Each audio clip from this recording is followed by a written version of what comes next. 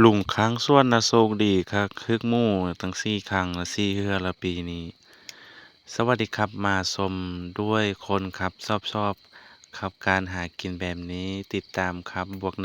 1ขอบคุณขอบใจหลายๆเด้อที่ติดตามขอบใจหลายๆอ้ายที่ติดตามคลิปนี้ก็หามาเอาหมูอีตึมตัวหนึ่งเนาะเป็นตัวแม่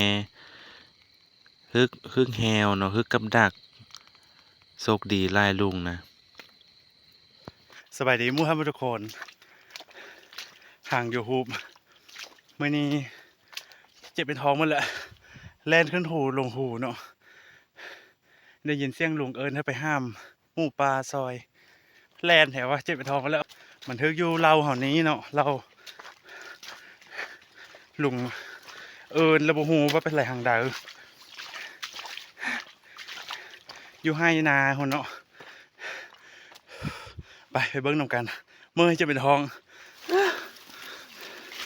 มนต์ปลามนต์ถูไปแล่นลงหูคักๆเจ็บฟางหมดน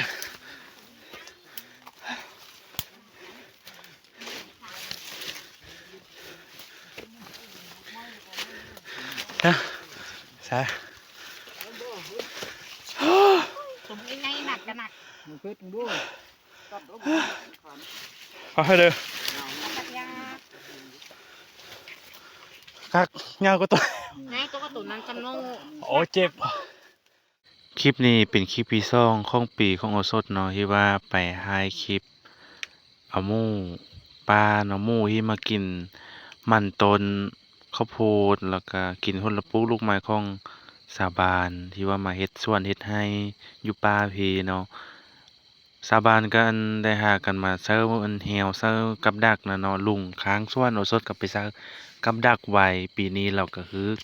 4ครั้งแล้วเนาะได้กินซีนหมูป่าเราก็ใส่แฮวไว้เนาะใส่แฮวแล้วก็มันก็ฮึกมันฮึกแล้วเราก็ไปเอาเนาะเราก็เอิ้นมาเอาโอโซก็โชคดีนะเราก็แบ่งให้กินอยู่โอโซก็มาแบกซอยเราตัวนี้ยาวกว่าตัวที่แล้วเนาะยาวกว่าทุกครั้งที่ถึกเนาะตัวนี้ยาวกว่าหมู่อันตามภาษาบ้านนอกแล้วเขาก็เอาเชือกมาวัดคอแล้วก็มากำแหกแล้วว่าได้จักกำตัวนี้ก็ได้6กำเนาะ6กำน้อยๆอันนี้ก็ได้แบกออกมาย้ายออกมามันหนักหลายเนาะบ้าวสดจนโป้เหมือนทุกคนจนคัอจังซี่น่ะตัวนี้ก็ยังเจ็บอยู่อันนี้ก็แบกออกมาแบกไปโป่งไปเนาะทุกคนก็โชคดีอยู่ได้กินซีนปลานำลาวบ่ได้ซื้อโอซุก็มาเฮ็ดสวนมันต้นเฮ็ดสวนมะเขาแดงอันนี้ก็แบกออกมาเนาะทุกคนโอซุไปแบกน้ำลุงนี้3เทื่อแล้วแต่ละเทื่อก็ได้หลายอยู่เนาะไปชั่งน้ำหนักดูเพิ่นก็แบ่งให้ประมาณเทื่อนี้ได้4โลปลายเนาะเทื่อแล้วเนี่ยก็ได้4โลถามว่าลุงแบ่งขายบ่แบ่งขายนะโลละ300เนาะ แต่บ้านโอสถขาย250เนาะโอสถก็บ่ได้ซื้อกินดอกเพราะว่ามันแพงหาเงินมื้อหนึงก็บ่ได้ฮอด300โอสถก็เลยมาซอยแบกก็ได้หลายกว่าซื้อเนาะได้ตั้ง4โลเนาะทุกคน339หันปลายบาทเนาะนะแต่โอสถบ่ได้ซื้อเนาะไปคลิปแล้วเป็นละเป็นที่ระลึกกันละครั้งนึงตอนนี้ก็แบกมาฮอดเที่ยงแล้วอันนี้ก็เพิ่น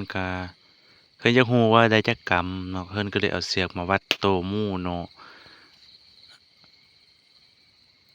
เอาเสือกมาวัดตัวหมู่วัดหอบวัดให้หอบแล้วก็นี่วิธีวัดเด้อว่าได้หมู่ตัวหนึ่งได้จักกรรมหมู่บ้านหมู่ป้าเพิ่นก็วัดแบบเดียวกันเบิดเลยนี่เพิ่นก็เอาเสือกมา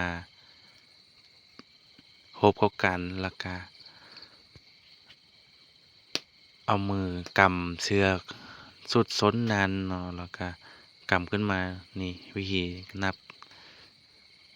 นี่เนาะ6กำโอเคก็ตัวยาวอยู่เนาะทุกคน ปีหนึงก็ได้กินเทื่อหนึงก็ดีเนาะคลิปนี้ก็จบเพียงเท่านี้เนาะคันมักก็อย่าลืมคอมเมนต์ไลค์กดติดตามโอโซเด้อแล้วก็คลิปนี้โอโซปรับเป็นภาพขาวดำเนาะเพราะว่าเป็นเนื้อแดงเนาะย้าน TikTok YouTube เพิ่นลบคลิปหรือแบนโอโซออกไปเนาะโอโซก็ได้ปรับมันเป็นภาพขาวดำโอเคเจอกันในคลิปหน้าเด้อบ๊ายบาย